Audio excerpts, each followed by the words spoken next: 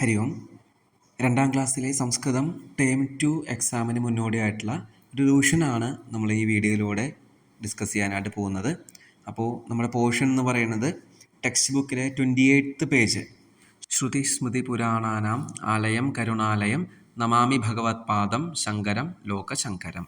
ആ ഒരു ശ്ലോകം മുതലുള്ള ഭാഗങ്ങളാണ് നമുക്ക് പഠിക്കാനായിട്ടുള്ളത് ടേം 2-ന്.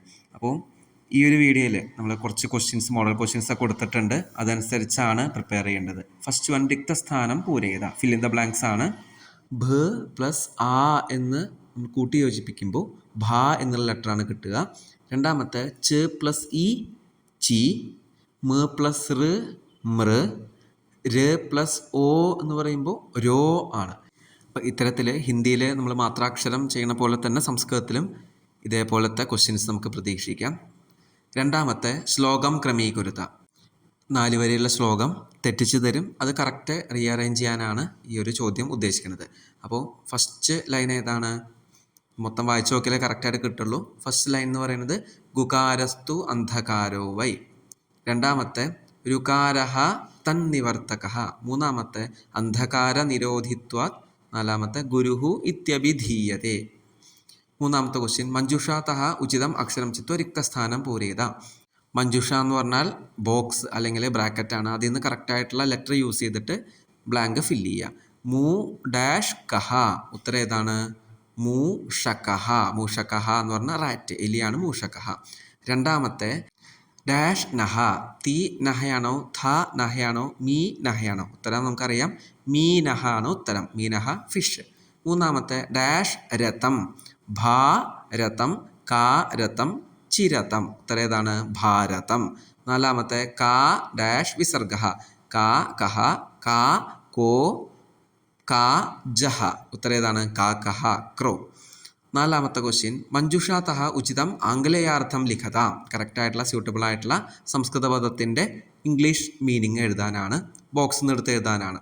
പഠതി എന്ന് പറഞ്ഞു കഴിഞ്ഞാൽ സ്റ്റഡിയിങ്, ഗച്ഛതി ഗോയിങ്, മയൂരഹ പീകോക്ക്, കോകിലഹ കുക്കു. ഇത്തരത്തിലുള്ള ക്വസ്റ്റ്യൻസ് നമുക്ക് പ്രതീക്ഷിക്കാം. അഞ്ചാമത്തെ ഇതിൻ്റെ അവൻ്റെ ഓപ്പോസിറ്റാണ് വരിക. അതായത് ഇംഗ്ലീഷ് തന്നിട്ട് സംസ്കൃതം മീനിങ് എടുത്ത് എഴുതാനാണ് വരിക. ഇപ്പോൾ സിംഗിങ് എന്ന് പറയുമ്പോൾ ഉത്തരം ഏതാണ്? ഗായതി. സ്റ്റാൻഡിങ് എന്ന് പറയുമ്പോൾ ഉത്തിഷ്ഠതി, സ്റ്റാൻഡിങ് ഉത്തിഷ്ഠതി.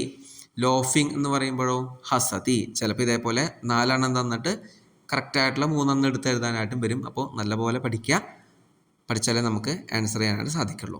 ഇതേപോലെ ഓപ്ഷൻസ് ഉണ്ടാവും. ഓപ്ഷൻ നോക്കി എഴുതുന്ന രീതിയിലേക്കാണ് കുട്ടികൾ പഠിക്കേണ്ടത്. ആറാമത്തെ മഞ്ജുഷാതഃ ഉചിതം സംഖ്യാപദം ലിഖതു.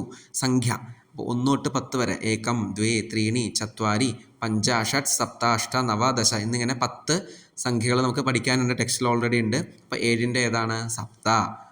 1 ഏകം, 3 എന്താണ്? ത്രീണി, 9 നവ. ഇങ്ങനെ 1 തൊട്ട് 10 വരെ ഏത് നമ്പർ ചോദിച്ചാലും നമുക്ക് കിട്ടുന്ന രീതിയിലാണ് പ്രിപ്പയർ ചെയ്യേണ്ടത്. ഏഴാമത്തെ ക്വസ്റ്റ്യൻ സംസ്കൃത അക്ഷരാണി ക്രമശഃ ലിഖത. സംസ്കൃത ലെറ്റേഴ്സ് കറക്റ്റായിട്ട് ഓർഡറിൽ എഴുതാനാണ്. അപ്പോൾ ആ തൊട്ട് അഹ വരെ നമ്മൾ ഓൾറെഡി ടൈം 1 പഠിച്ചു കഴിഞ്ഞു. ഇനി കാ തൊട്ട് ഹ വരെയുള്ള അക്ഷരങ്ങൾ കറക്റ്റായിട്ട് പഠിച്ചിരിക്കണം. ക ഖ ഗ ഘ ങ ച ഛ ജ ഝ ഞ. അടുത്തത് പ ഫ ബ ഭ മ യ ര ല വ ശ ഷ സ ഹ എന്നിങ്ങനെ ബ്ലാങ്ക് കറക്റ്റായിട്ട് ഫില്ല് ചെയ്യുന്ന രീതിയിലാണ് ഈ ക്വസ്റ്റ്യൻ പ്രതീക്ഷിക്കേണ്ടത്.